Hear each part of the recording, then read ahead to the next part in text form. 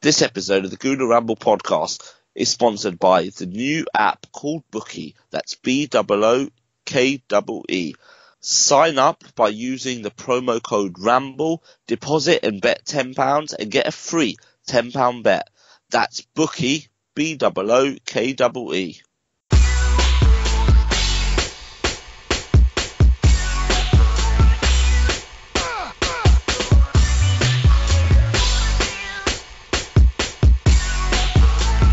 Hello and welcome to another edition of the Gooner Ramble podcast. I'm your host Giles. Catch me at _Winger.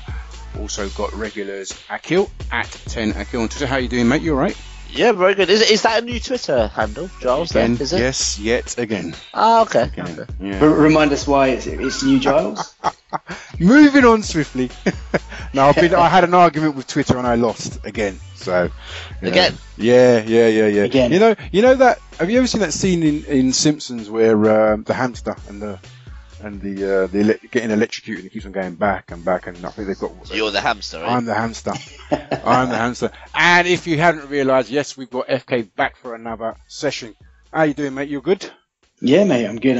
Glad to be back. Thanks for having me on. Yeah, and if you don't know, you can catch him at FCarnage on Twitter. Right, so you guys were at the AGM, a very lively, controversial AGM today. And so, just looking at the hot takes, I think we're going to discuss the resolutions from the poll. We've got Ivan's speech, Wenger's speech, the pre-approved questions from the floor, and the unceremonious ending to proceedings. So, without further ado, Akil, kick us off. How did it all begin? Yeah, well, so it seemed it was a lot less busier than usual, but then it did get very busy, and then actually there was more shareholders than chairs, which was slightly embarrassing for the events team at Arsenal, but, they dealt with it well. So it actually started with Ivan talking with all these chairs being set up behind, and it started slightly quite comical, really. It's like when you get to a wedding late and there's no chairs, and then they're putting the chairs out, but the wedding started and it's quite embarrassing for everyone and it's awkward, and it was a little bit like that, to be honest. And then we got into the resolutions, which obviously was the first talking point. So there was 5 resolutions. 3 are pretty standard about the accounts and auditors and all that sort of stuff, but two were to re-elect directors, and the 2 that were up for a re-election were Josh Kroenke and Sir Chips, the chairman, and they were the room voted against. And when that happens, it's happened before, so just to be clear, it has happened before. But what they usually then say is, well, Stan Kroenke owns 67%, so actually your vote doesn't really matter. So unless you want a poll in it for it to take a while, then let's have a revote. And usually when they've had the revote, it's gone in the favour of the director. But here, people didn't seem to want to play ball. And again, for the second time, Sir Chips was voted against, which means they had to have a poll. That effectively means that everyone in the room gets like a poll card, like when you go and vote for your local MP or your party. And that all obviously takes a little while. So it was the top table of directors were kind of just sitting there waiting. Arsenal staff and legal staff were all out with these polling cards and pens that didn't work, and were going in, and there were still people setting their chairs up, and it was pretty chaotic. Bit Fawlty Towers by the sound of it. I was going to say, I'm Indian, and I've been to a few Indian weddings with a lot of people and a lot of carnage. But this was up there, really. It was very much Basil Fawlty-esque. And then it obviously, then they got the polling cards back, and it obviously takes a while to count them because you have to cross-match it with shareholder names and make sure everything's all accurate and stuff. But then Sir Chips carried the resolution anyway, which you would expect, because obviously Stan Kroenke has already voted, and I think Usmanov has already voted too in favour of Sir Chips and Josh Kroenke, by the way. So the resolution's carried, but the polling stuff has to happen because it's a legal requirement. But in essence, it doesn't mean much. All it did was just kind of pee everyone off really on the top table. And I don't know, maybe it was a bit of a peaceful protest kind of thing. That's how I see it.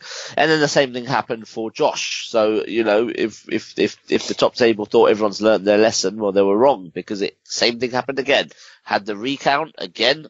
David Miles, the club secretary, explained that we'll have to have a poll. So let's just have another revote, just because this is Stan Kroenke owns 67%, etc., etc. But people still voted against him. So they had to have another poll, and another set of cards came out and pens came out and all that sort of stuff. And then again, it was carried, which you would expect. So, there was probably a few picture opportunity photo ops for the media who were at the back of the room, and it did become a story.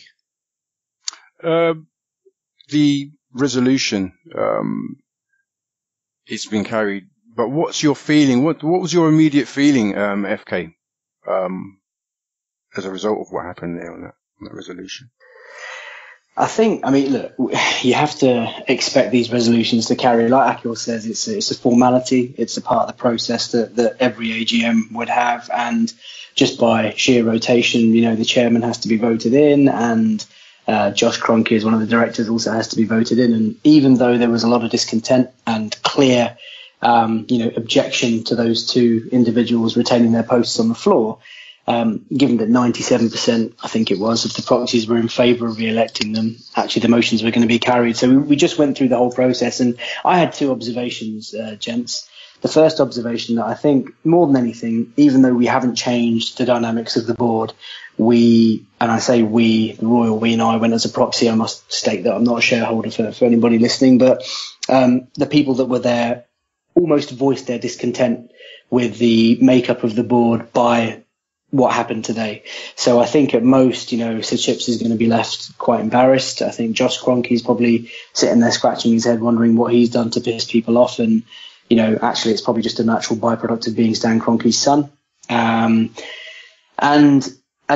I think they'll be left a little bit embarrassed. I think the board will have for the first time at an AGM certainly, have seen that discontent, kind of actioned, people raising their arms, and then the voting cards coming out. And also, Axe, I don't know, you'll probably be more familiar with this, but was this the first time that the media had been invited the way they had? Because they seem to have like reserved seating and media Wi-Fi at the back. Was that every year? Or maybe it was just something that I noticed. There was probably more media there than I can recall in the last sort of 3 or 4 that I've been to. And I think that's obviously gone down as a headline that, Arsenal fans voiced their unhappiness about Sir Chips and whatnot. So that's that.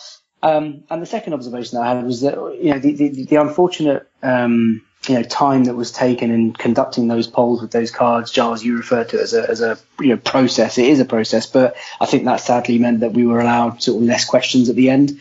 And I'm sure we'll talk about how the AGM ended, but I think that was probably a benefit to the board, the half an hour that it took, the 45 minutes that it took to issue the cards, to count the cards. I'm not so sure there. I think with the questions and with the sort of how hostile it got, I think it would have ended regardless there. I think we went over anyway by 10 minutes. We went over. So, and it probably would have gone on another 5 or 10, I think, if at least it didn't get as hostile as it did. So I'm not sure. I mean, at the time I thought, this could have an impact, but in the end, I don't think it would have made much of a difference. I think it would have been called when it got called. It certainly seemed to set the tone for Chips for later on in proceedings, and we'll come to his little cameo at the end. The second, what was your feelings on Ivan's speech, Akhil? You made the speech he gave. Well, it's these AGMs usually follow a set pattern. So you have the resolutions at the start where there's always a little bit of people do laugh, because I remember once when Peter Hillwood was there and there was a resolution and there was clearly a lot of hands in the air for against. But he kind of just said, he didn't even bother with the poll. He just said motion carried, because we all knew Stan Kroenke owns 67%. So, he didn't even bother to do a poll kind of thing. So that usually happens and people have a bit of a laugh and think, God, this is farcical. And then usually you have Ivan who speaks well, so you have half of the room kind of quite interested in what he says. You have the other half just think he's a bit of a politician. And then you usually get Arsene Wenger giving a speech, which usually does save the AGM a little bit. He usually talks from the heart. He talks with passion, which he did again today. And then you normally have the questions, which aren't really answered. Then you have that open mic session, which is normally just a farce as well. So it follows a normal trend, and it kind of did the same again. I mean, where Ivan varied it is Ivan himself said, I'm not going to bore you with my PowerPoint, death by PowerPoint sort of thing. He usually has this glossy PowerPoint where he kind of explains how revenues, gone up and how ticket pricing has stayed the same, and in terms of real value has dropped and all that sort of stuff. But this year it was a video, so he did pretty much all the slides were just on a video, which looked a little bit neater, obviously, and it talked about what Arsenal have done on the pitch, but more so what they've done off the pitch in terms of, the coaches they've brought in, the Burgess, the Jens Lehmann, etc., Mertesacker being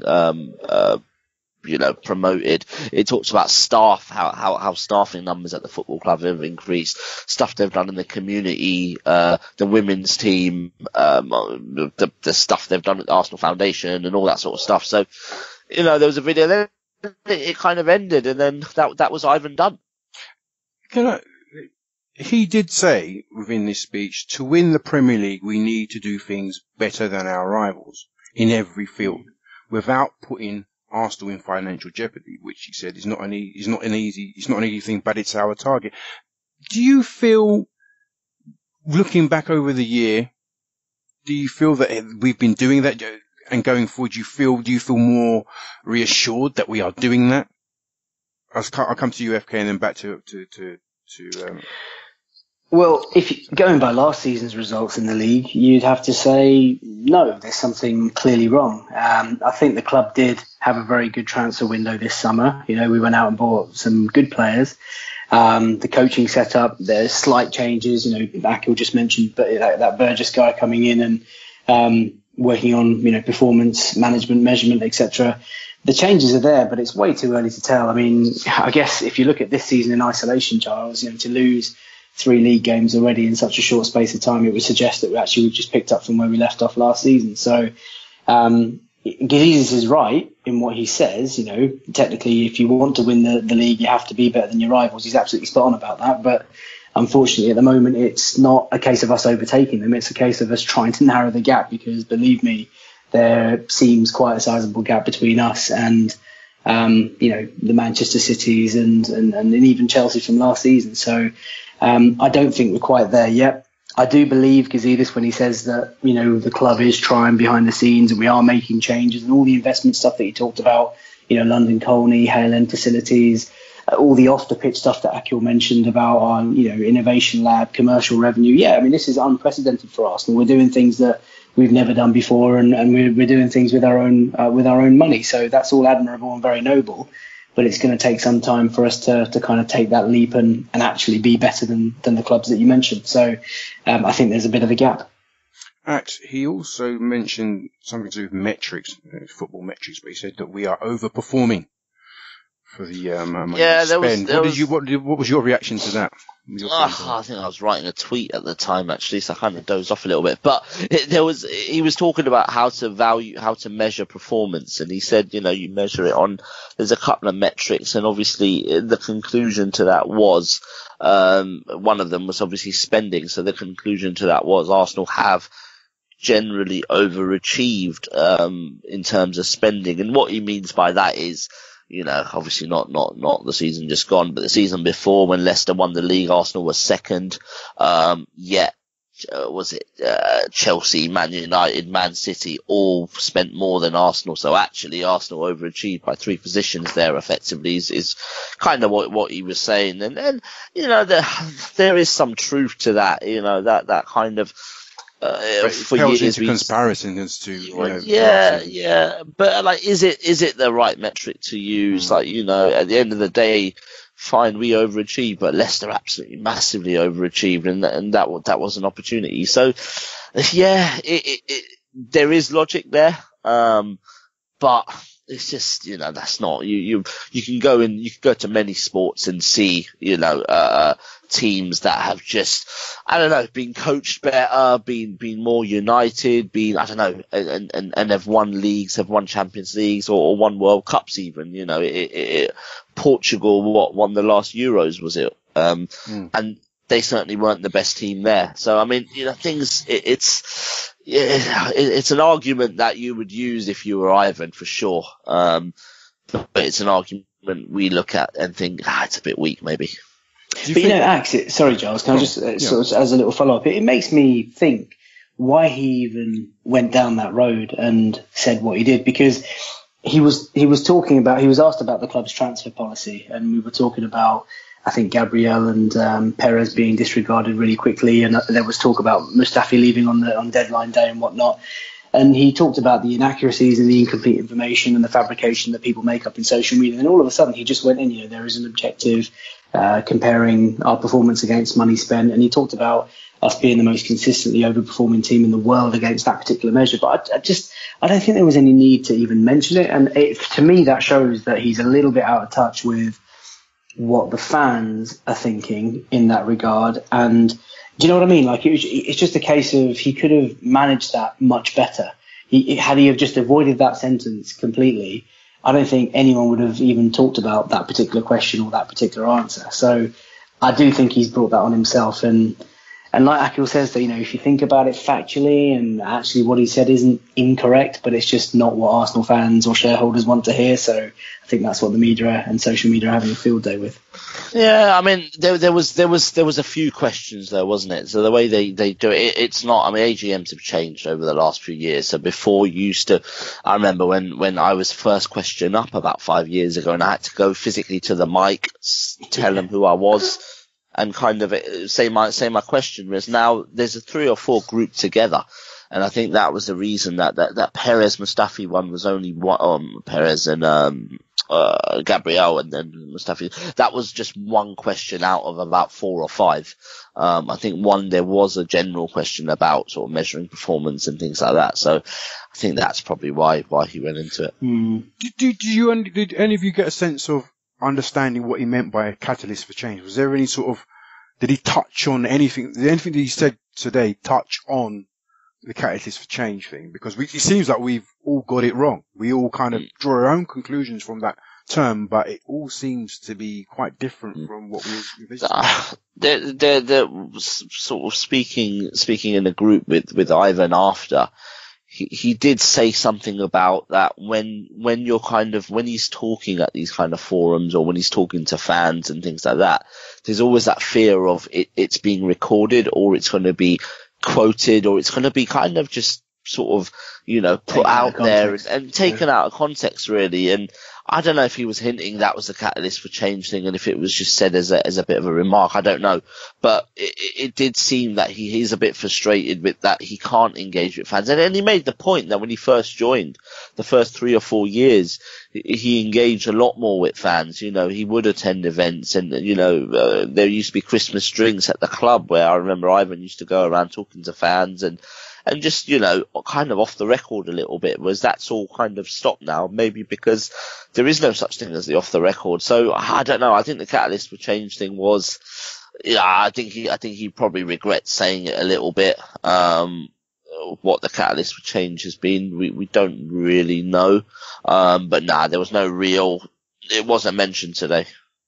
Before we move on to the Wenger's speech, I would like to just ask you guys about I think Ivan Gazidis' salary did come up in dispatches. I think Chips mentioned that the 2.6 million, possibly the bonus, was in part due to the upgrade of the academy, which Faisal you've already mentioned, and in part due to commercial deals. Now, if we look at the commercial deals, it rose by 9 million, which is about 11% on the previous year, but 3 million of that was FA Cup prize money.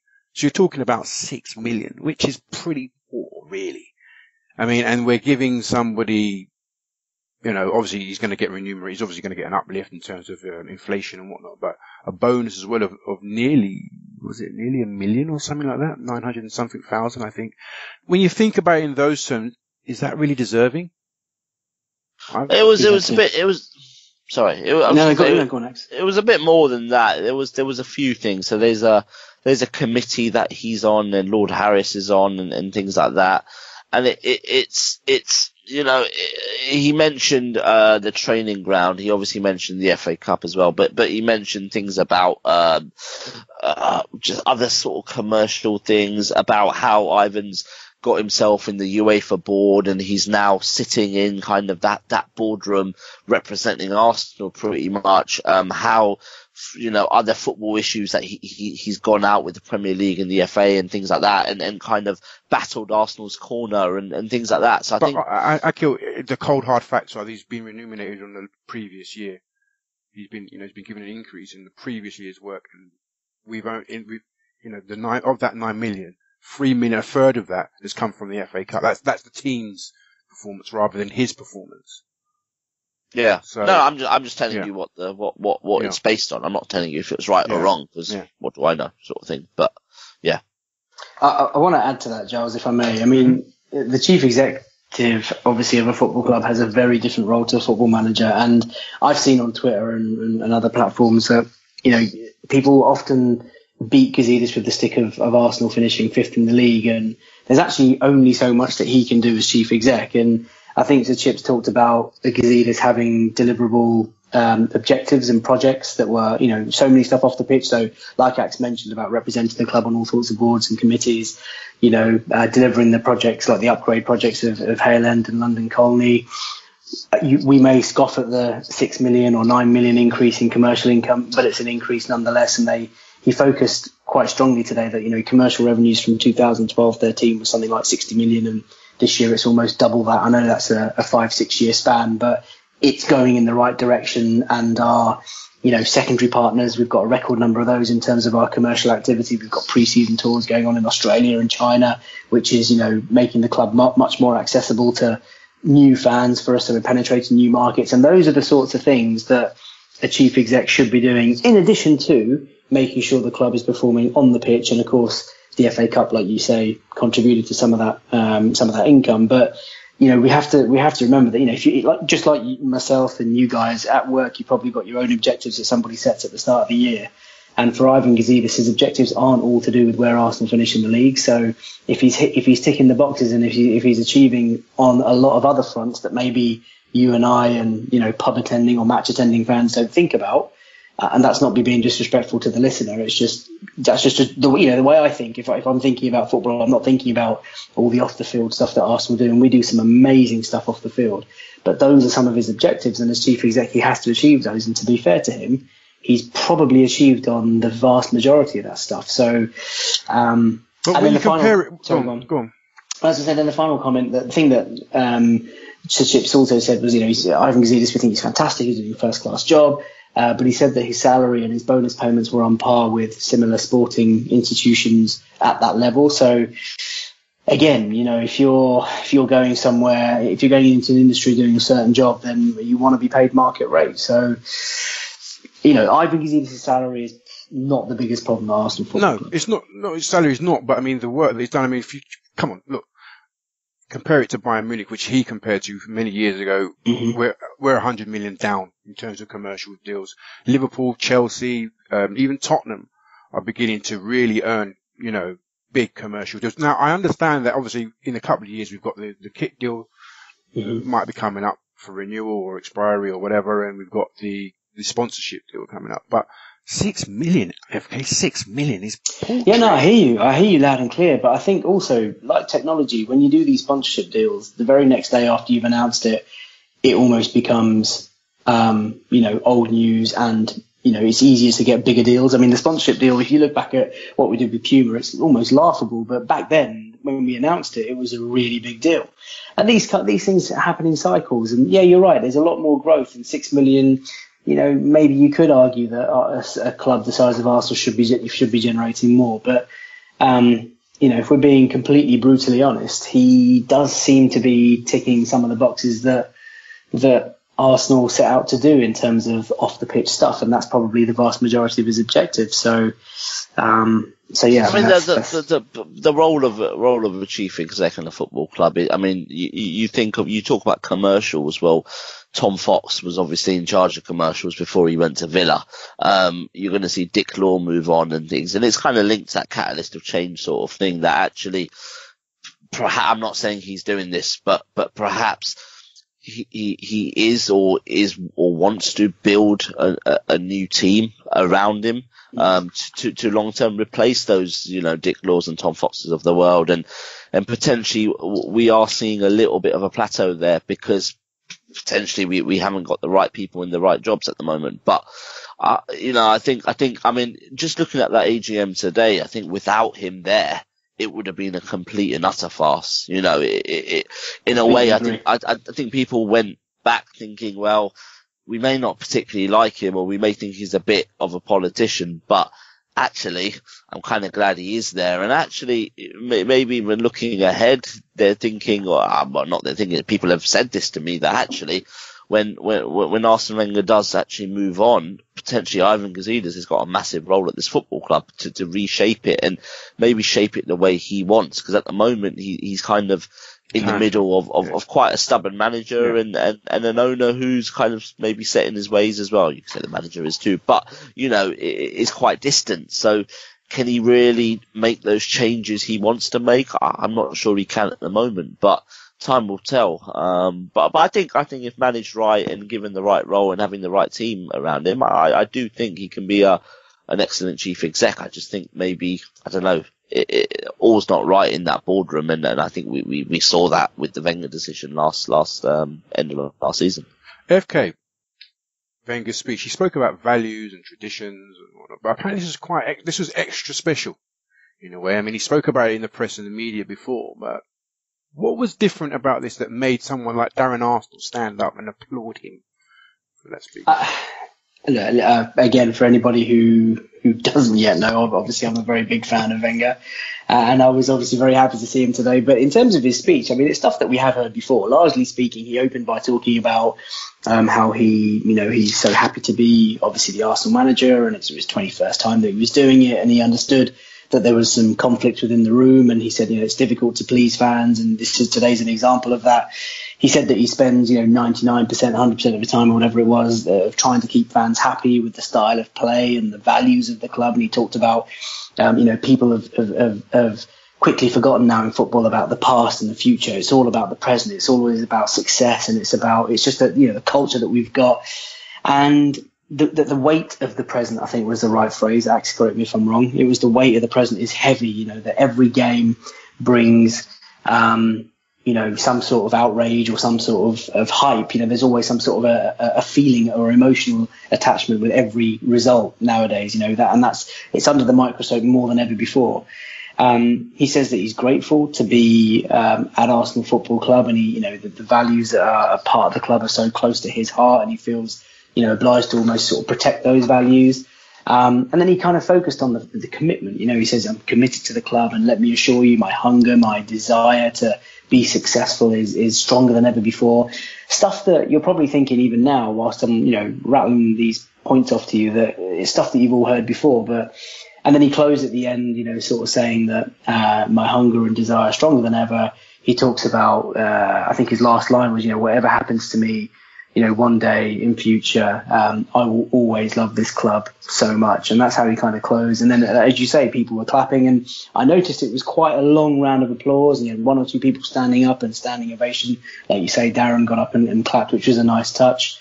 But he said all the things that you'd expect him to say. There was nothing that I noticed that was different apart from one little thing. And Axe, maybe I'm hoping I haven't heard incorrectly, but correct me if I'm wrong.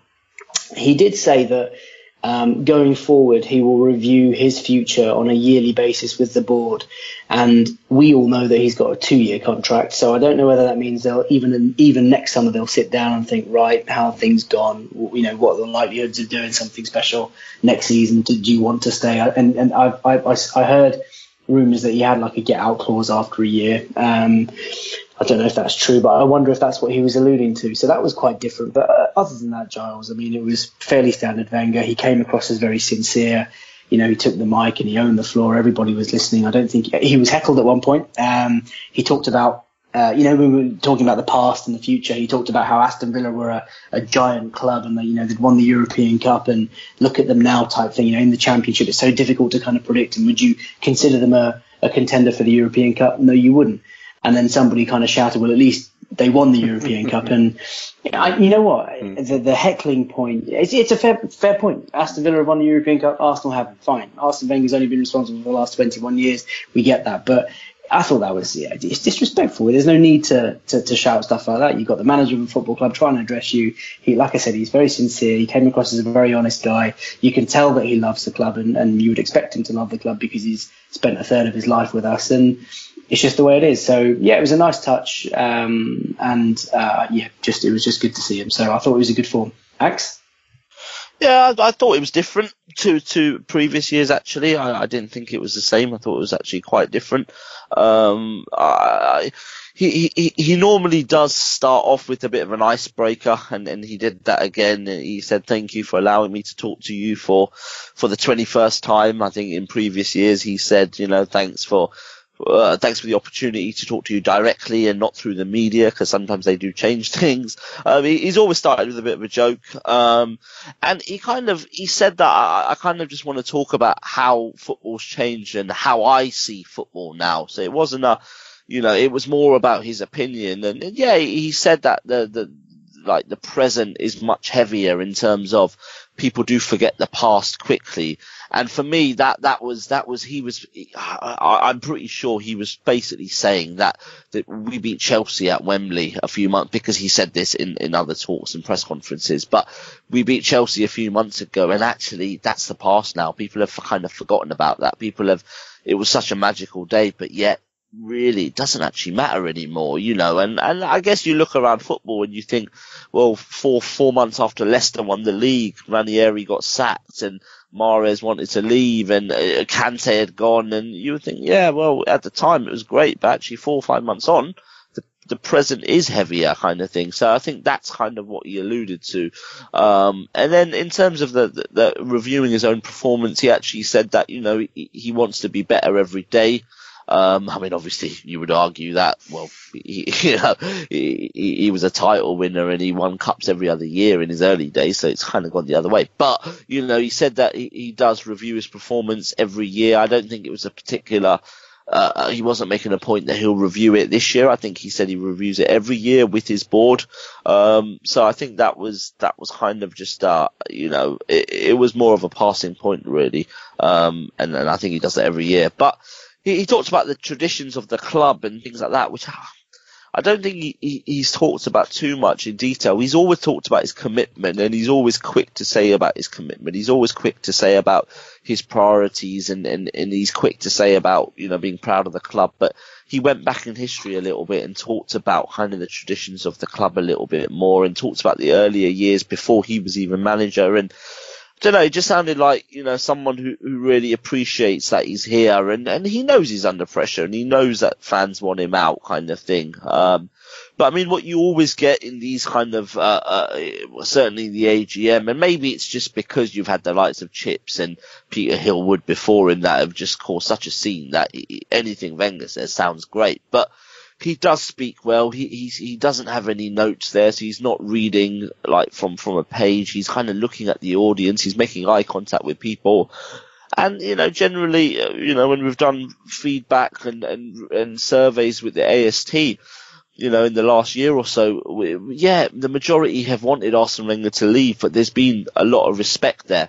And I think you do get that at the AGM. One guy did heckle, but he pretty much heckled in every single point, in the end. I think even people I saw people to me who have been calling for Wenger and Kroenke to leave even think that this guy was a bit too much and a little bit, all right, mate, we kind of get the point a little bit. It was a bit OTT from that guy. And I think, with Wenger, there is deep respect, from shareholders and being kind of looking at it the other way, these shareholders who had bought their shares whenever they bought their shares, it's increased in value, and Arsene Wenger's played a massive part of that. So they'll be foolish not to kind of respect that and be grateful. But I think end of the day, majority of the room do think it's time for a change. Do think he's past it. But aren't really going to be disrespectful to him. And you saw that at the end again. I know we'll touch on it, but at the end, Wenger was, happy to talk to kind of shareholders, and a few of them did want things signed and all that sort of stuff. And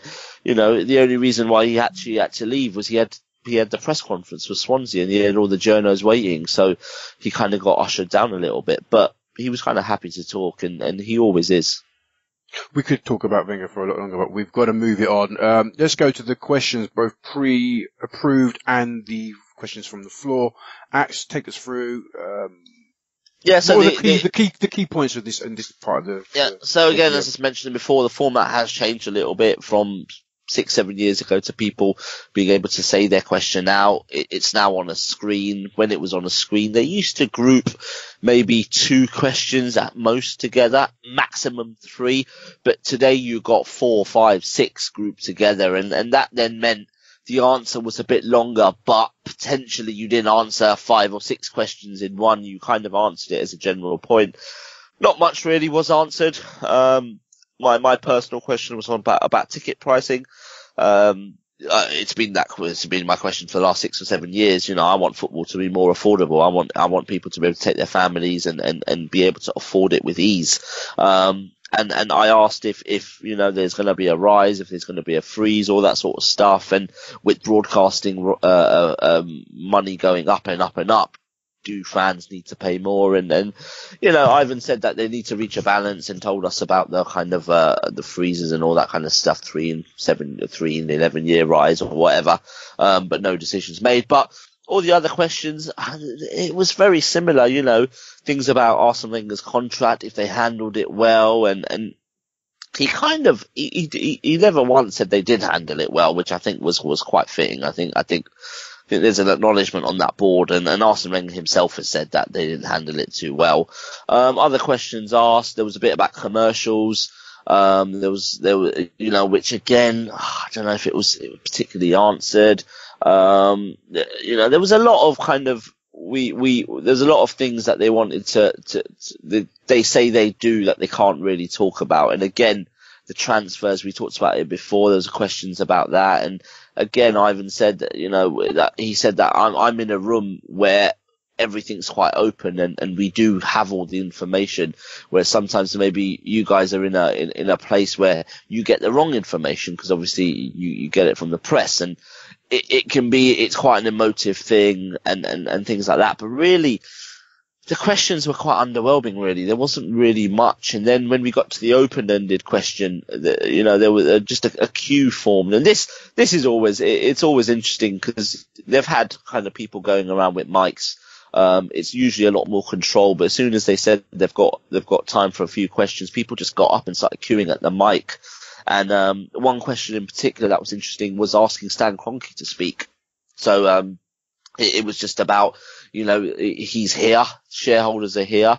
It would be great to hear his vision and all that sort of stuff. Very similar to what the ASD open letter was. And this is where it got hostile, because Sir Chips then told people to read it in the Telegraph, which wasn't a nice touch. These are shareholders that own part of the club. I think there needs to be some respect shown to shareholders, and reading it in the Telegraph, I don't think was an acceptable answer. And that got people then on their high horse. And then the second question, which kind of topped it off, was from a woman who's asked the question 5 or 6 years in a row about diversity on the board. She's been told before that the board are looking into it, and she kind of said, she goes, that I don't want the answer, you're looking into it. I want to know more. What's happened? How have you looked? What's been done? And Chips kind of thought that was a statement and not an answer, not a question, and kind of then invited the next person to ask his question, which was just ridiculous because he didn't answer it. And then the woman tried to get back to the mic and say, well, you haven't actually answered it. People then were shouting out saying, can you answer the question? Can you do that? And then the meeting got called to pretty much the end. And that was it, really. Faiz, look, we understand that what Arsenal do here with the AGMs and some forums and what is very rare compared to the rest of the Premier League. When you look around the other clubs, our traditional rivals, not many of the Glazers or the people that own Liverpool have these sort of AGM meetings and forums where they engage with fans. We get that. we heard we all read the Daily Telegraph and the Daily Mirror article with the Cronkies and, they talked about rabid fans, which are good for the club, and the passionate fans that worry them and whatnot. But to come to this AGM, if you're going to come to this AGM, surely fans or the shareholders are owed some sort of reaction from the majority shareholders. Surely, it's not too much to ask for the majority shareholder, not just to sit there and look like he's sort of like passing the time of formalities, to actually look that he's sincere and actually say a few words to the shareholder. What would you say in response to that? I would say, to open with, obviously Arsenal do a lot more fan engagement at the highest level.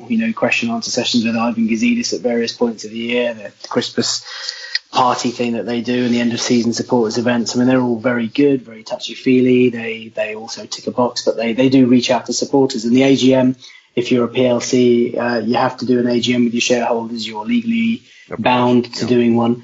And so that's it's not something they put on for fun. It's something they have to do. However, that said, obviously the manager being there and the various members of the board being there, some of them get up and say stuff. Stan Kroenke said something last year to celebrate Wenger's 20 years in charge, and this year he decided not to. Now, me going in as a member of the audience, it would have been really good to hear from Stan Kroenke. Just like you say, Giles, he is so distant from the supporters. You never hear from him. I was really annoyed by Sir Chips' comment about read it in the Telegraph. That wasn't a very nice thing to say. But the reality is, and the bottom line is, that Stan Kroenke is not obliged to say anything. He doesn't have to get up. He doesn't have to say anything to anybody about his ambitions for the club. The fact that he did a bit of a media story yesterday with Jeremy Wilson and John Cross is probably just a nice gesture, because he probably anticipated a bit of hostility today. But he doesn't have to get up and talk, and I think a lot of people forget that. But that said, if I was in his shoes and if I had my ear close to the ground and I was aware of all the the unhappiness amongst the fan base, I probably would have just said something very short, very concise about, I'm the owner and I want this club to be successful. And I'm pretty much repeating a lot of stuff that he said in the media stuff that was released the day before. It wouldn't have done him any harm. But I think had he have taken the stage and taken the mic, it probably would have opened him up to a lot more heckling. So it's a fine line between, getting up and actually inviting the heckling with all the media there. Does that become horribly awkward? Or does he just not say anything because he doesn't have to and just kind of like take the easy way out, which he's probably done. So those are my thoughts on that. It would have been nice for him to say something. Josh certainly didn't have to say anything. He's just a director on the board. Likewise, so many other directors on the board. But it is what it is. I just think that, if I was advising Stan Kroenke, I would be saying that it's important to get messages out there, and if Josh is a better speaker, let Josh speak. Stan Kroenke is not a good public speaker. Last year when he gave Wenger his 20 years award, the mic wasn't even on properly, and you could hardly hear him. A couple of years before, when he did say something, he kind of said, he started it off with, people have wanted me to speak. I don't actually know why. He said, I love London, and it was all just very, I don't know. He said something about in America, this sort of thing doesn't really happen. Yeah, it doesn't really matter, and he didn't really get the tone, and so. And that's what I want to ask you. Do you feel do you get the sense that he feels the atmosphere, he senses the tone of what's going on and the ground level? He talks about, he talks to fans I don't know where, in the Rocky Mountains or wherever in Colorado. I'm not sure where he talks to Arsenal fans, but he did say in a newspaper article that he talks to fans about transfers and so on and so forth. But I just don't, when I was reading the paper, I just didn't get that feel that he feels the atmosphere, the temperature of the fans. Yeah, no, I don't think I think he knows it happens, and I think he knows what's going on, but then he thinks that the manager, the chief exec, they're paid very handsomely to kind of deal with that. He's one of those, maybe that's how it is in America, that, you're kind of the owner and you think, well, I pay you guys to keep me out of it, sort of thing, and maybe that's the model, that's his model, but at the end of the day, I think he kind of sees the AGM as something he has to do, something he has to get through, and then he's kind of back home, I mean, he might stay till the game on Saturday, but he might not. He might be gone, so he would have been at the game on Tuesday. So, yeah, I think he does see it, but he just doesn't think that's too important. I don't know. Maybe, I don't know if it's a respect for fans. I don't know if he just thinks that it's kind of irrelevant what he thinks and what he does. I don't know, but I mean, I think he'll be an idiot not to see any sort of pressure. I mean, you just have to turn up to the AGM and you can see that. Mm. What did you think of, before we move to a close, what did you think of how Chips handled it, Faisal? I mean, from what I can understand, even people like Richard Conway at the BBC was saying that, you know, his interview, he's been in audiences with the FIFA and whatnot, he's investigated FIFA, but the way that he handled it was deplorable, basically, with arrogance. It was quite rude. Yeah. It was terrible. I mean, if I was a shareholder, and I tweeted this, at the end of the last AGM, I've done it before, in that I would be offended by the way that he addresses the crowd, the way he deals with questions, the way he almost responds. I'd be appalled by his sort of rude and patronising kind of nature. I think he's very dismissive. Now, I don't know if it's because, with respect, his old age, or he certainly seemed a little bit more frail this year, a bit more sort of stuttery in his words, and I don't know whether he just can't hear properly from the ground. I have no idea what it is, Giles. But could be that you didn't vote him in. Well, he was voted in last year, so But to be honest, year before. But that's no excuse. I mean, you are the chairman of Arsenal Football Club. You are in front of shareholders who have invested their hard-earned money into the club, and they deserve at least the courtesy and the grace of being able to ask questions in a civilized manner. Now, there were people heckling and there were people shouting, and that must have obviously put him off. And I think it, really got on his nerves towards the end of it, which is why he ended the meeting abruptly. But I think he's just stale and deeply patronising, and I just have a dislike for him. So that's how I feel about him, mate. And I think a lot of people were offended today. I think the media have picked up on it, and that'll be the headline about how he was heckled and how perhaps rude and dismissive he was of people. He doesn't do himself any favours, put it that way. I want to close out with this final question to both of you, get your feelings on this. As members of the AST, as people that know people that own shares, do you feel empowered by the people's reactions today, as a result of how the board handled the members of the meeting? Or do you feel that stuff, supporter groups like AST and Black Scarf and so on are just notional? They're just symbolic. The votes that we have cast are symbolic. They don't really mean anything. Do you feel that we, as fans, as fan groups, are pretty neutered in terms of our presence, our standing, our effect on the club? I'll start with you, Ak, and then come to... Well, look, fans and fan groups, they at Arsenal, they certainly have less influence than they used to have. That's for sure. Would I want fan groups to just disappear? Absolutely not. I mean, I always go back to the Stan Kroenke £3 million consultancy fee. He took it 2 years running. But, the AST, Red Action, Black Scarf, all of the supporter groups, really, every time they got an opportunity to mention it, whether it was in a meeting with the club, whether it was on media, whether it was on social media, they would mention it. And it would keep going. And in the end, even on those fans forums, even the club were getting a little bit annoyed with the same questions that kept coming. Every AGM, it kept coming.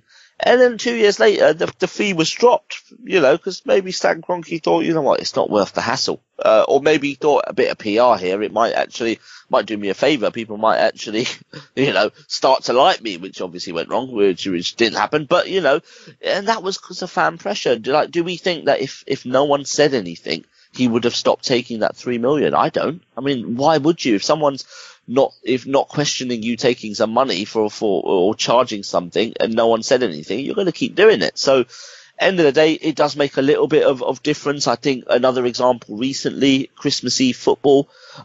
If you know, and their credit has to go to both football clubs as well, because I think I talked to people today, and Arsenal were very strong about it with the police and with Liverpool, and we're talking about stewarding and the safety aspects and all that kind of stuff. So, but then fans again, you know, the AST went to a meeting with the Premier League and other supporter trust, and we gave our opinion on it. You know, we did kind of surveys again. We talked to people. We kept going. We wrote to the club. We wrote to the owner. We did the, you know, we tried to do as much as we can. Again, with Stan Kroenke. And again, I'm not saying this is the reason why he spoke to the media yesterday, but last Thursday, the AST sent a letter, an open letter to Stan Kroenke, asking him to speak at the AGM and specifically talk about his vision.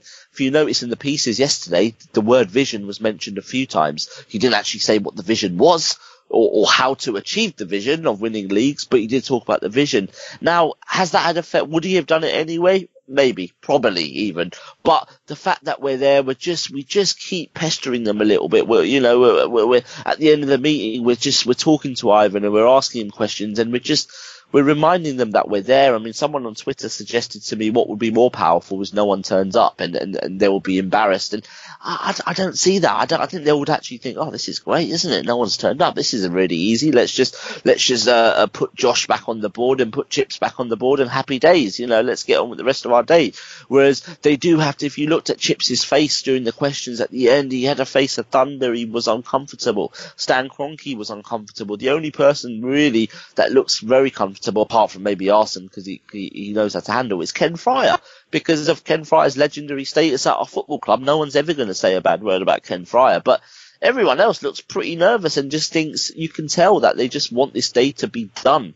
And by not putting pressure on, by not doing anything, we're kind of, you know, we're making it very easy. Just quickly, another example, when the rumours came out that Usmanov may sell to Kroenke with the AST, we got straight onto Usmanov's office to say, you know, please don't sell, because if that happens, it's a private owner. The lack of the engagement will decrease. There'll be no AGM. He can take the company private. He can load debt on. All the minority shareholders who have had their shares in their families for 60, 80 years will have to be bought over because it's legal. They can't keep their share anymore. This is our football club, and obviously Usmanov didn't sell. He might not have anyway.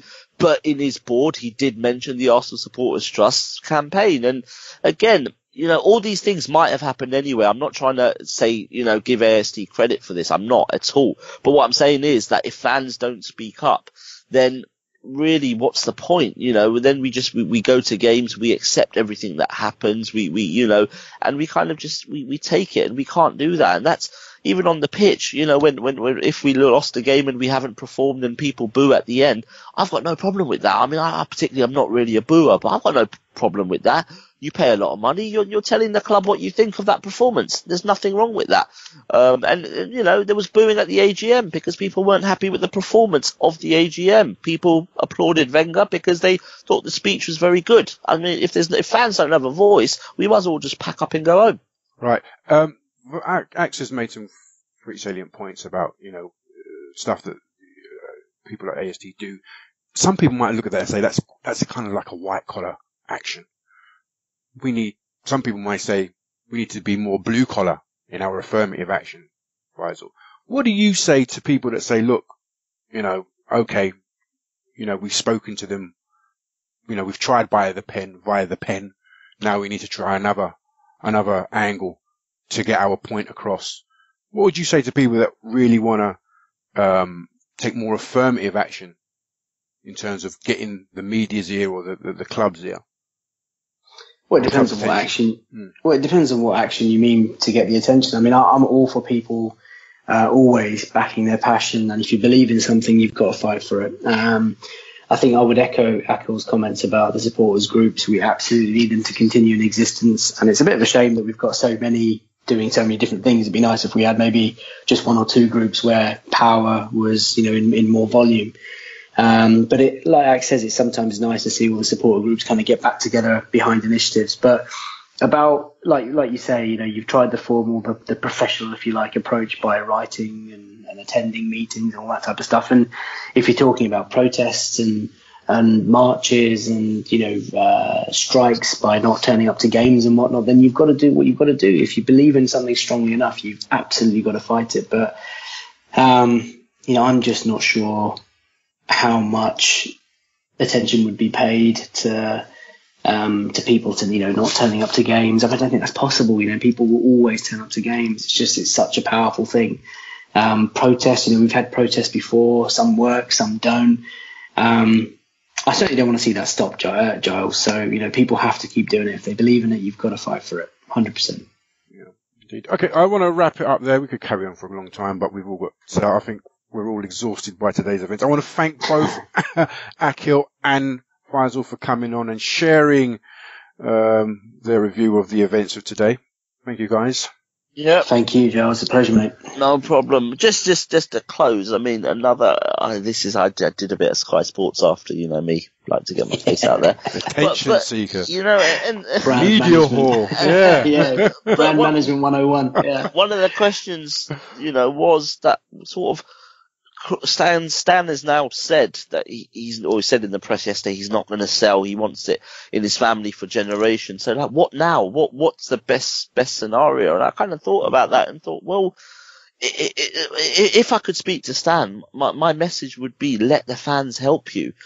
Talk to fans, engage with fans.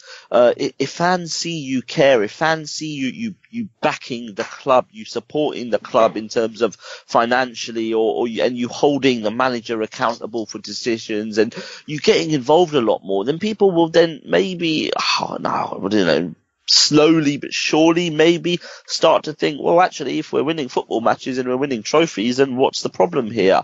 And again, if Stan doesn't like these big AGMs, because if you're not a good public speaker, it could be quite overwhelming and things, having 200 faces heckling you and all that sort of stuff, then, go to a fans forum. There's only about 12 fans, representatives from different groups and different memberships and all that.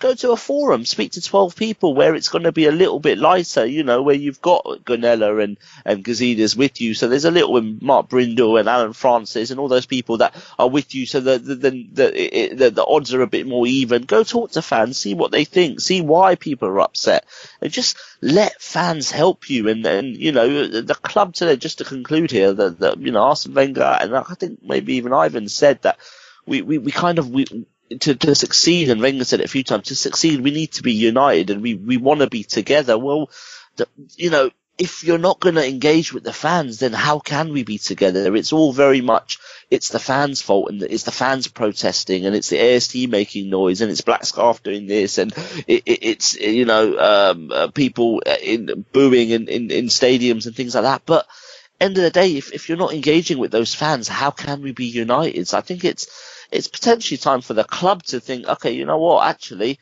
maybe we need to do more here. And then if the fans don't sort of cooperate, then we can at least say we've tried. But apart from that, I don't see how we can be united. So that would be my message to Stan, because he obviously listens to this podcast. I agree with what you say. My only thing is, I just don't think he knows enough about our game, our sport, the fans, the culture, to really engage. I mean, I think that's why he leaves it the day-to-day running to the people on the board and one. If you look at LA Rams, okay, he moved the franchise from one city to another, but he fired the manager, he fired the head coach, Jeff Fisher, who wasn't achieving results. He's got a younger guy in. He seems to be getting from what I understand, I don't really watch American football, but he seems to be getting LA Rams galvanized. I mean, they seem to be on a run. They seem to be doing things. Maybe he's more, he understands that game better.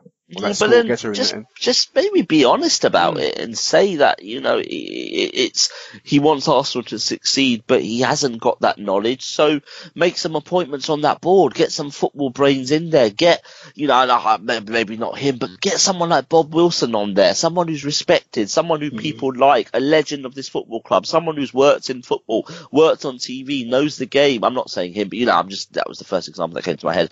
But get a few people like that, get that board a bit more diverse. Yeah. Don't let, just potentially Arsene Wenger rule everything. Don't let, or whatever he does rule. Just be honest and say, actually, I am going to back the club because I want the club to do well. but I don't know enough about this. I'm going to get people that do, and I'm going to get top people, and then go and do it. Whereas the board has stayed the same. It's not diverse, and that's why people are getting frustrated. So, or we could just let Ivan Gazidov have a bit more power and control. He could, but what I said, Ivan needs help. We've seen Tom Fox go. We've seen Dick Law going.